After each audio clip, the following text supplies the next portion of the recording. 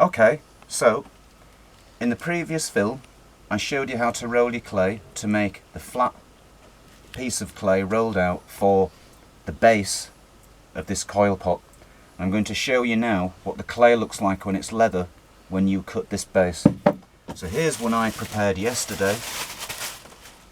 Now you can see that this is far different from this. This is soft clay, you know, it's very soft, but then if you look at this, it's like a piece of lino.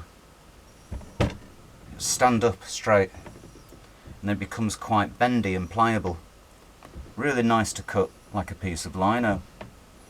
The first thing we're going to do, we're going to lay that flat like so.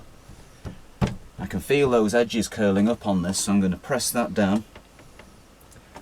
What I'm going to do is, I'm going to take half of this and keep this other half for another pot. First of all, I'm going to take this lid, like so. This lid is going to form that base. And I'm going to put this on the clay like that. I'm going to get the knife, I'm going to cut around it, like so.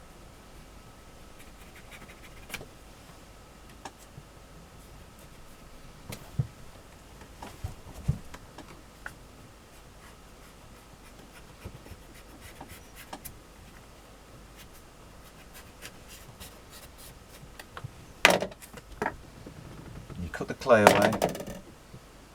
You can see how leather that is now. Right? And then we can tidy up this with your finger, smoothen it a little bit if you wish. Like so. You could even run it on the table, keep it smoother.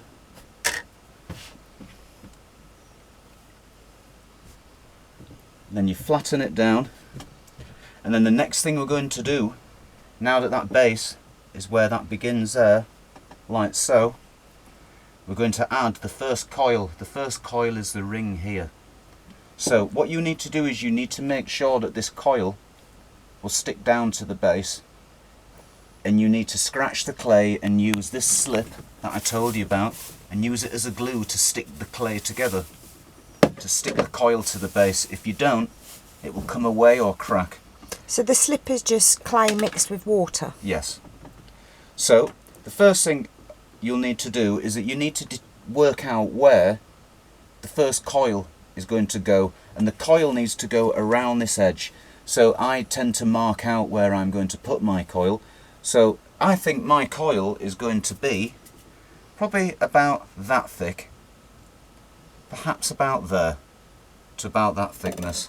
And so I know that if that coil is going there, that I can take this stick and mark out where I think that coil should go, all the way around.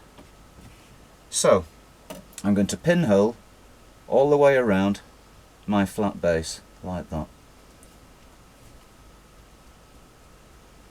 Then we need to score it with this stick, and you do it like a cross hatch, so you'll go across, and I would carve inwards, otherwise you'll mark the outside of your base. So you carve all the way around, like so, like this, and then scratch it the other way.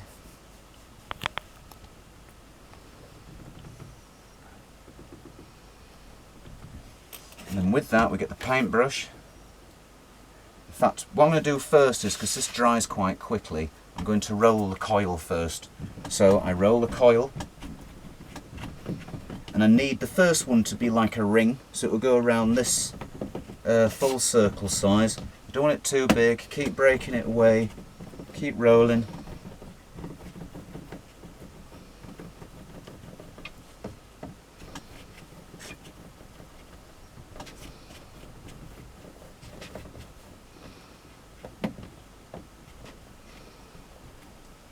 Okay, like that, nice and smooth. And then you will take this liquid slip, and I want you to put this slip that's like a glue all the way around, covering where you've scratched the base. And you want the clay to be quite thick, you don't want it too thin, because it needs to stick together And what happens is the nylon and the clay and the water all bind together. It knits together and it'll become really strong and hold it in place.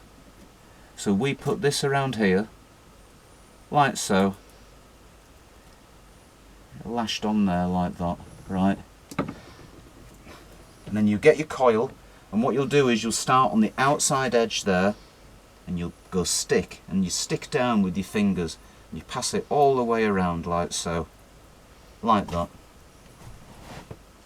You stick it to your edge, stick, stick, stick. Make sure that the coil is sticking where the clay has been scratched. That goes all the way around. And then when you reach this point, you get the knife, and you can slice that there, and then you neaten it like so. Make sure it's knitted together.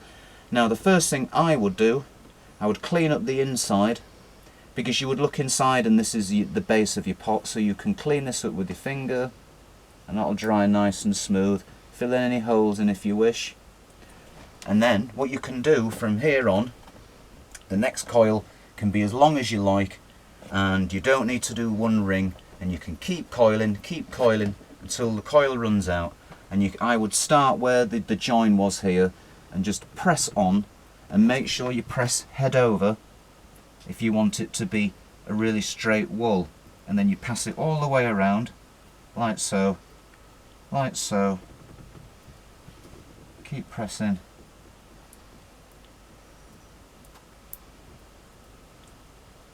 Then you get to here, and then you keep going around again. Squeeze, press, like that. Roll a bit more.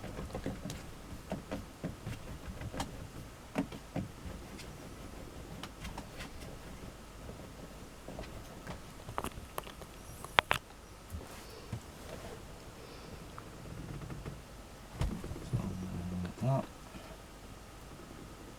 Squeeze and press downwards, squeeze inwards. Just make sure that the coils press down onto each other, and also these fingers here are forming the outside, so it would almost be that you're going like this, and you keep going, and then it depends how many coils you want to add and how high you want to make it. It'll take you a while. It could take a couple of hours maybe if you take it steady, and then you can neaten it like this. And if you keep going all the way around, pressing, pressing, pressing, like that, if you keep building this, you'll end up with that shape. Yeah? And then what you can do is, if you feel as though, you can dry it a little bit with the hairdryer to strengthen it, certainly at the base. You can give it a tap and straighten the sides like that, so you can get it level like that. So that would be me holding this, going like that. And then also, if you look at the rim can be a bit uneven, so you can also tap this into shape, and you can make that more level, and you can straighten that. And that is how I did this one. I went like that, and then I smoothed it. Okay, and that's how to make a flat base coil pot.